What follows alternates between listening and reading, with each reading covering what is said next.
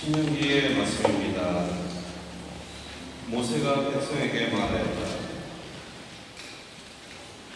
너희는 이 40년 동안 광야에서 주 너희 하나님께서 너희를 인도하신 모든 길을 기억하여라. 그것은 너희를 낮추시고 너희가 당신의 계명을 지키는지 지키지 않는지 너희 마음속을 알아보시려고 너희를 시험하신 것이다. 그분께서는 너희를 낮추시고 굶주리게 하신 다음 너희도 모르고 너희 조상들도 몰랐던 만나를 먹게 해주셨다. 그것은 사람이 빵만으로 살지 않고 주님의 입에서 나오는 모든 말씀으로 산다는 것을 너희가 알게 하시려는 것이었다. 너희를 이집트 땅 종살이하던 집에서 이끌어내신 주 너희 하나님을 잊지 않도록 하여라. 그분은 불뱀과 전갈이 있는 크고 무서운 광야, 물 없이 메마른 땅에서 너희를 인도하시고 너희를 위하여 차돌바위에서 물이 솟아나게 하신 분이시다. 또 그 광야에서 너희 조상들이 몰랐던 만나를 너희가 먹게 해주신 분이시다. 주님의 말씀입니다. 하나님 감사합니다. 사도 바울의 코린토 일서 말씀입니다. 형제 여러분, 우리가 축복하는 그 축복의 산은 그리스도의 피에 동참하는 것이 아닙니까? 우리가 떼는 빵은 그리스도의 몸에 동참하는 것이 아닙니까? 빵이 하나이므로 우리는 여럿일지라도 한 몸입니다. 우리 모두 한 빵을 함께 나누기 때문입니다. 주님의 말씀입니다. 주님께서 여러분과 함께 요한이 전한 거룩한 복음입니다.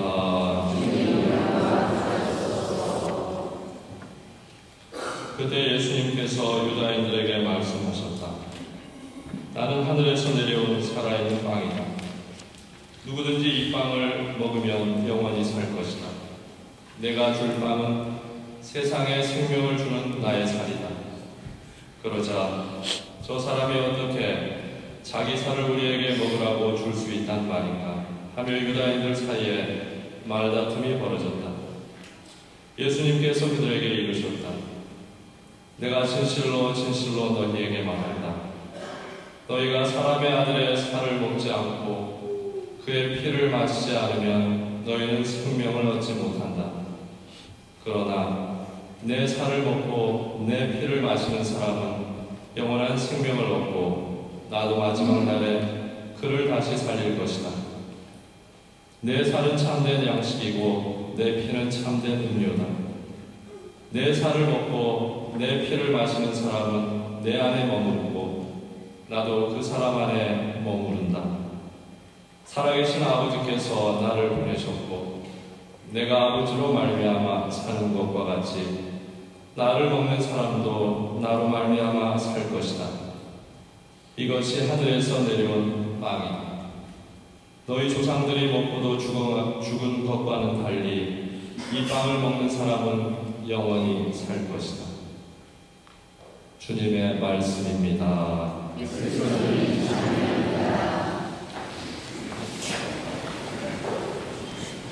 참 예수님, 잘 지내셨습니까? 네. 반갑습니다. 저는 시카고에서 제가 공부하고 있는 생태 신학자 토마스 베리 신부님의 수도원인 예수문안에 머물면서 제가 이제 존경하는 그리고 세상을 떠나신 이 신부님의 일상이 어떠신가를 배웠고 또 신학을 마치고 다시 이번에 샌프란시스코로 오게 됐습니다. 제가 2009년에 샌프란시스코에 사진 찍으러 한번 왔었고요. 2010년에는 오클랜드에 있었고 2011년 가을 학기에 또 프란시스코스 하니까 3세변이면 되겠죠.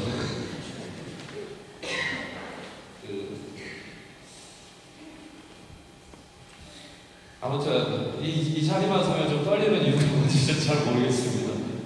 너무 많은 분들이 또 기도해 주시고 또 한편으로는 걱정해 주시고 그래서 오클랜드라는 데가 마음으로 참 기대도 되고 또 많은 분들이 기도해 주신 덕분에 저도 이렇게 잘 지내고 있지 않느냐 생각을 합니다.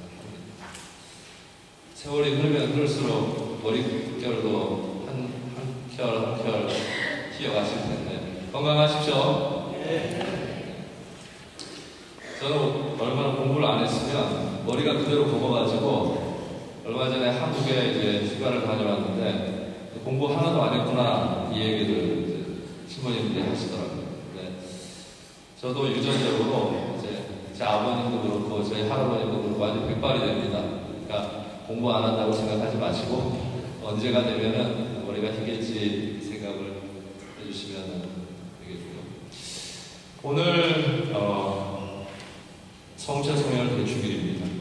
그리스도의 몸을 영하고 싶어가지고 제가 첫 영성체가 다른 사람들보다 늦었습니다. 그래서 옛날에 500원짜리 한국의 동전이 처음 나올 때 그리스도의 몸 이렇게 처음 먹고 그리스도의 몸 아멘 하다가 동전을 먹어버렸습니다.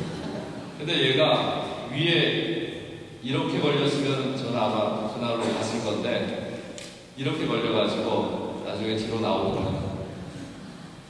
그렇게 성체를 영하고 싶었습니다. 왜냐하면 제 또래 애들은 다 이 앞에 나가는데 매일 여기 앉아있는 게 너무 창피하더라고요. 처정 성체를 교리를 못 받아가지고.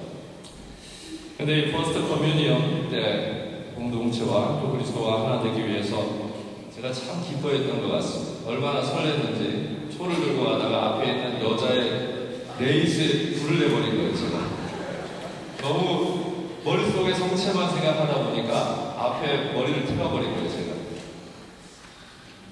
그때 본당에 계셨던 분들께서 처정성체하는 소원을 꼭 들어주시는데 그때 제가 이제 사제가 되겠다고 기도를 했었습니다.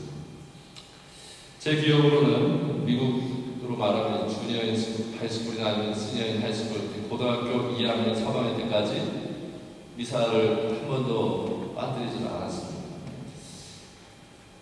그렇게 매일 미사를 드렸습니다.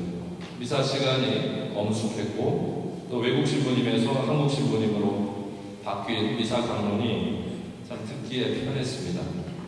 그러나 사제가 되려는 열망으로 더욱더 평일 미사를 참석했던 것 같습니다.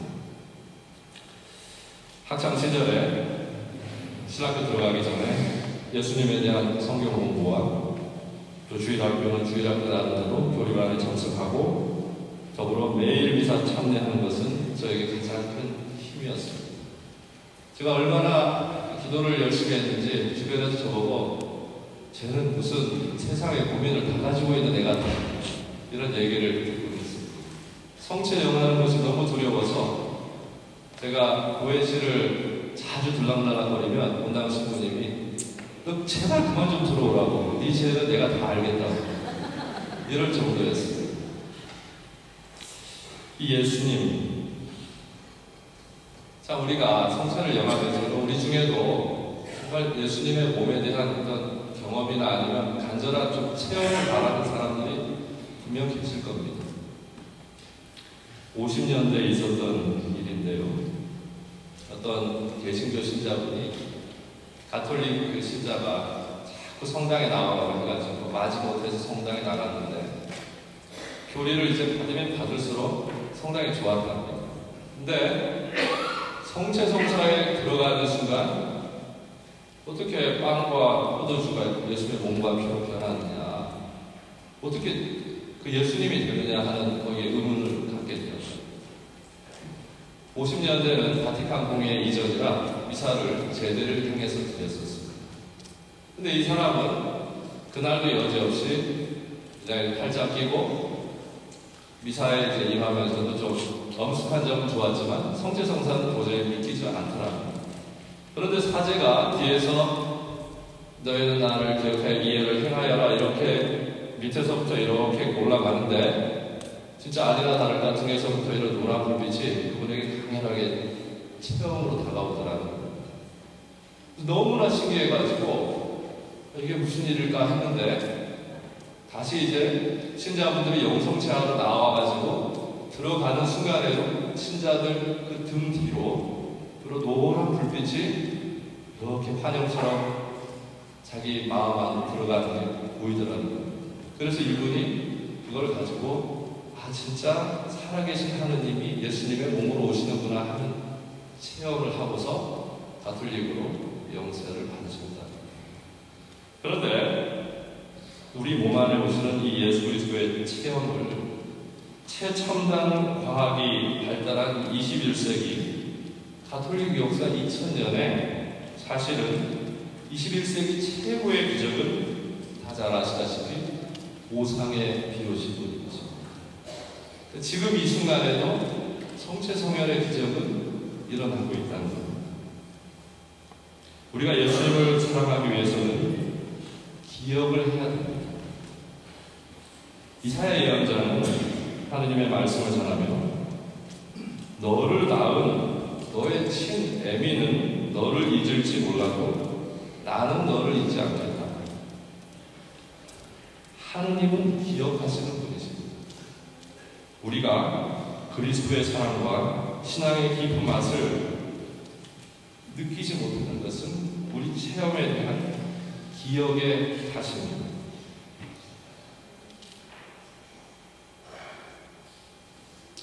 가장 큰 인간에게 있어서 스트레스는 뭔지 아십니까? 가장 큰 인간에게 고통스러운 것은 배우자의 사별이라고 합니다. 한 몸과 한 마음으로 살아온 이에 그 사람에 대한 기억이 그만큼 오래가기에 심리학자들은 최소한 어느 누구의 위로도 필요 없이 그 아픔을 이겨내기까지는 3년이라는 시간이 걸린다고 합니다. 우리가 예수님의 말씀과 그분의 몸으로 사랑을 받고 있는데 우리는 그 사랑에 깊이 머물러야 합니다.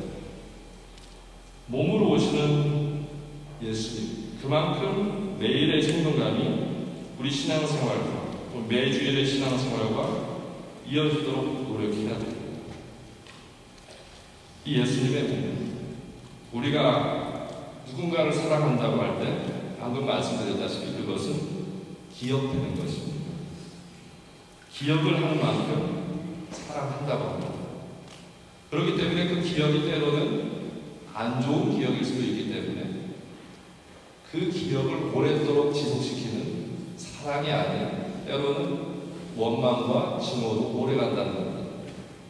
사랑도 오래가고 증오도 오래가고 그만큼 우리 뇌 속에 우리 마음 속에 자리하는 기억이 그 사랑을 지속시켜준다고 합니다. 빛바랜 사진처럼 기억이 멀어지면 사랑도 멀어집니다. 이런 인류가 경험해온 역사에 몸을 기억한다는 것은 그분의 삶과 인격과 가르침 그리고 예수 그리스도께서 우리에게 희망으로 보여주신 하느님 나라에 대한 우리의 갈망입니다. 이것이 바로 놀라운 신비입니다. 그리스도에 대한 사랑과 화해가 주님의 기도에서부터 계속해서 영성체를 하는 그 순간까지 우리에게 다가옵니다. 혹자는 그런 생각을 합니다. 도대체 내가 예수님의 몸을 그러면 믿는데 예수님의 몸을 믿는데 내가 영성체를 할 수 있을까 하는 의문을 가지고 분도 계실 겁니다. 가톨릭 교회는 2000년 역사 동안 미사 경문에 이런 기도가 있습니다. 바로 영성체 하기 전에 사제들이 바치는 기도에 이런 기도가 있습니다. 주 예수 그리스도는 주님의 몸과 피를 받아보시니 저에게 심판과 책벌이 되지 않게 하시고 저의 영혼과 육신을 자비로이 낫게 하시며 지켜주소서. 이 기도를 신자를 대신해서 사제가 하게 됐어요. 이 말은 뭐냐 하면 우리가 지은 또 지은 죄에 대해서 하나님 앞에 나올 때 내가 이거 진짜 죄가 많은데 이 몸으로 남들한테 욕도 많이 미사 빠지고 이거 고백성사 하지 않고 그냥 나가는데 이런 마음이 들 때 가톨릭 교회의 전례는 가르칩니다. 뭐라고 가르치느냐? 제게 심판과 책벌이, 그러니까 영성치 않은 것이 제게 심판과 책벌이 아니라 제 영혼과 육신을 자비로이 낫게 하시고 지켜주는 주님의 사랑이 되길. 그래서 예수님께 나오라는 겁니다. 겁내지 마십시오. 네? 많은 전례학자들은 이 기도를 굉장히 중요시 여깁니다. 왜냐하면 그만큼 우리 죄보다도 하느님의 사랑이 크기 때문입니다. 그리스도에 대한 이러한 사랑 앞에 우리는 하느님의 그 놀라운 섭리를 깨달을 수 있어야 하겠습니다. 우리가 세상에서 좀 안 좋은 것, 또 좀 불편하고 마음 이렇게 다치는 것에 접하면 접할수록 물리학적으로도 말할 때 이 정신 에너지도 그렇게 따라서 형성돼서 흘러간다고 합니다. 하지만 긍정의 힘은 어떤 난관도 이겨내게 합니다. 그것이 바로 십자가에서 보여주신 하느님의 사랑이고 용서입니다. 그 앞에서 우리가 해야 될 것은 나를 이렇게까지 사랑해 주시는 하느님의 사랑과 예수 그리스도의 희생에 그 기억을 담고 한 주일을 살겠습니다 라고 합니다. 그레고리안 미사 마지막에 사제는 이때 미사에 하면은 회중은 데오그라시아스 이렇게 하고서는 그냥 퇴장을 합니다. 이때 미사 에스트가 뭐냐면 원래 미사 경문에는 이렇게 나와 있습니다. 마지막에 강복 후에 지금부터 미사입니다 하면 회중은 감사합니다 하고 돌아갑니다. 다시 말해서 이 미사에 쓰이는 빵과 포도주가 그리스도의 몸과 피가 된다면 다시 돌아가서 내 자신을 미사에 쓰일 제물로 만들고 돌아와야 될 몫이 우리들이 해야 할 일이라는 겁니다. 그게 원래 미사 고유의 의도입니다. 그러므로 미사에 쓰이는 제물은 내 자신이 되는 것입니다. 그 부족하고 흠 많은 죄인인 내가 이 앞에 나와본 그 자체만으로도 주님께서는 너에게 심판과 책벌이 아니라 너의 영혼과 육신을 자비로이 낫게 하고 지켜주겠다고 하죠. 이런 사랑 앞에 우리가 항상 생동감 있게 이 기억을 가지고 체험을 가지고 일상 안에서 나는 그래도 사랑받고 있다는 그런 마음을 가지고 살아가신다면 그게 큰 신비입니다. 어떤 성인께서는 말씀하셨습니다. 미사의 가장 큰 신비는 이 놀라운 미사의 신비에도 불구하고 그리스도 신자들이 미사에 참석하지 않는 게 더 놀라운 신비라고 했습니다.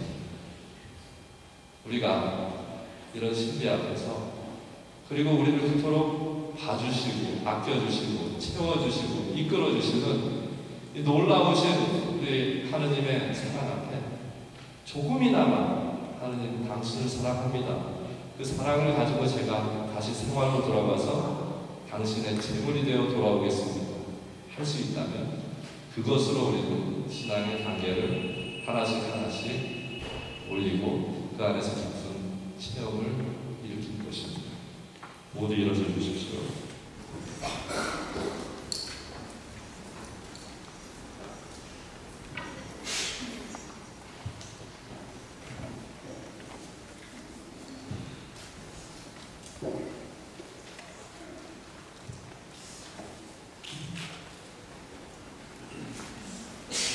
동화전가 220번입니다.